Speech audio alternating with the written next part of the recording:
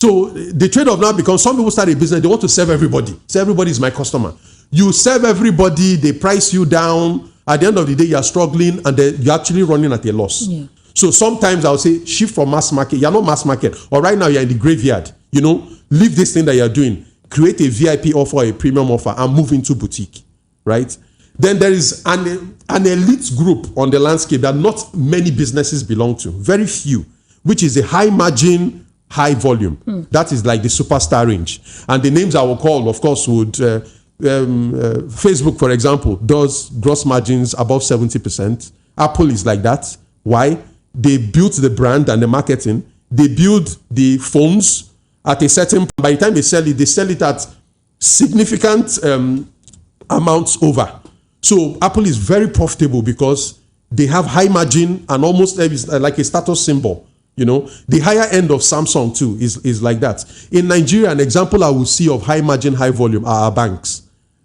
The banks are if you look at the financial statements of our banks, they are smiling with, and it makes sense. It's a restricted industry. Not just anybody can go in and become a bank.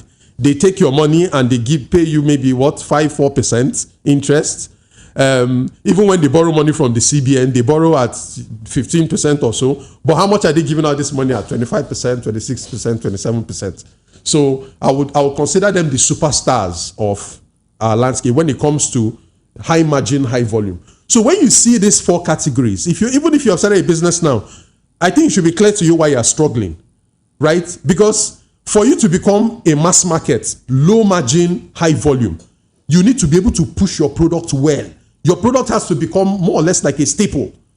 Imagine even after all these years, upon how much we know brands like Coke and Pepsi, they still invest a lot in distribution.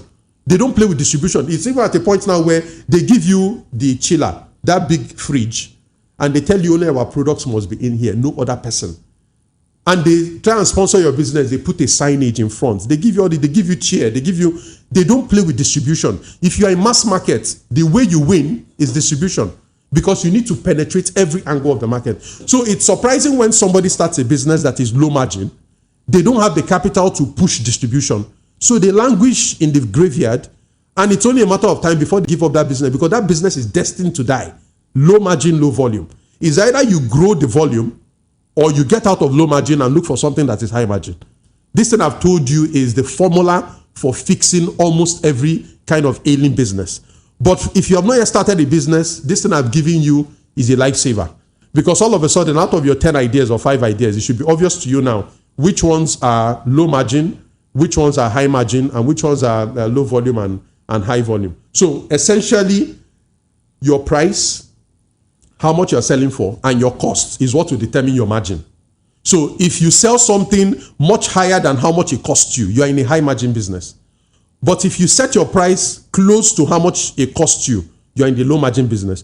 Why would somebody set their cost low enough?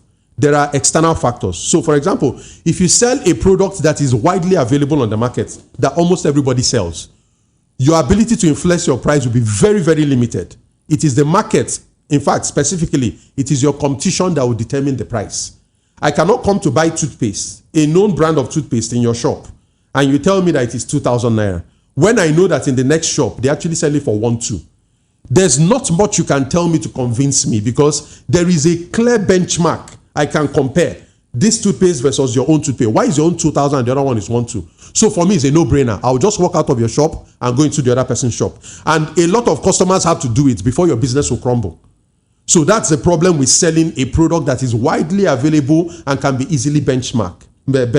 Yes. When you're in the boutique kind of business, you are the one that creates your price because your product cannot be easily compared to something out there. If, for example, I come in and I say, okay, your organization is having sales problems. Yeah. You want to grow your company. Okay, I'm going to help you develop a sales team, recruit the salespeople, train them, monitor them according to these KPIs, and then these are the sales goals that we are setting. Yes. If I give you this and I say, okay, pay me 20 million, what are you going to compare it against? Is there some website you can go to and say, how much is sales for training employees, hiring employees, monitoring them with KPIs? I've just given you an offer you cannot compare with anything out there.